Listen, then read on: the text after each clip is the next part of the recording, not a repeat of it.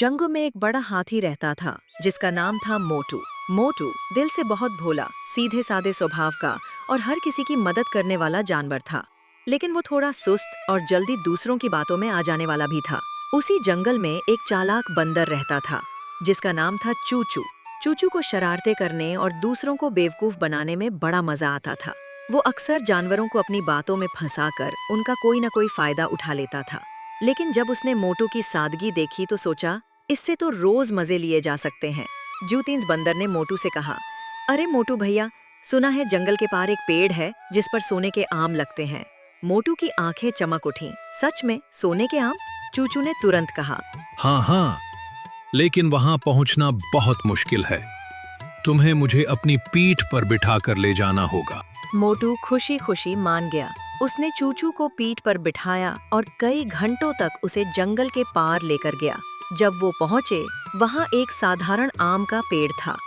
चूचू ने कहा, यही है वो पेड़, अब मुझे ऊपर चढ़ना होगा। वो ऊपर चढ़ा, खूब आम खाए, कुछ नीचे फेंके और पेट भरकर हंसता रहा। मोटू भोला था, वो समझा कि शायद सोने के आम बाद में आएंगे। कुछ दिन बाद चूचू फिर आया और बोला, मोटू भाई, एक और मजे की बात सुनो।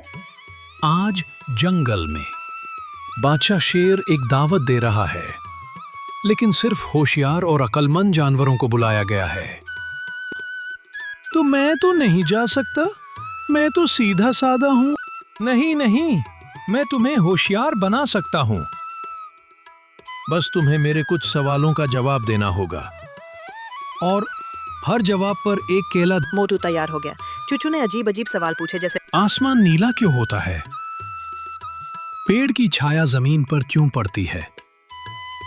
मोटू हर बार कहता, पता नहीं, और चूचू हर जवाब पर एक केला खा जाता। आखिर में उसने 10 केले खाए और हंसते हुए बोला, वाह मोटू भैया, अब तो आप जंगल के सबसे होशियार हाथी बन गए।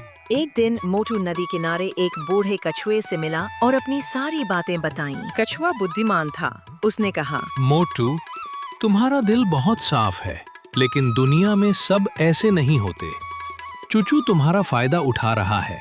मोटू ने पहली बार सोचा, क्या वाकई? अगले दिन चूचू फिर आया। मोटू भैया, मैंने सपना देखा कि अगर तुम मुझे ऊंचे पहाड़ तक ले जाओगे तो वहां एक जादुई गुलाब खिलेगा जिससे हम दोनों उड़ने लगेंगे। मोटू ने कहा, ठीक है, चलो। मोटू ने उसे पीठ पर बिठाया और जानबूझकर सबसे उबड़-खाबड़ और कीचड़ वाला रास्ता चुना। चूचू हिचकोले खाता, झटके खाता, डरता रहा। जब पहाड़ की चोटी पर पहुंचे तो मोटू ने पूछा, कहाँ है वो उड़ने वाला गुलाब? चूचू ने शर्म से कहा, शायद सपना झूठा था। मोटू मुस्कुराया, हाँ, जैसे तुम्हारे बाकी सारे किस्से।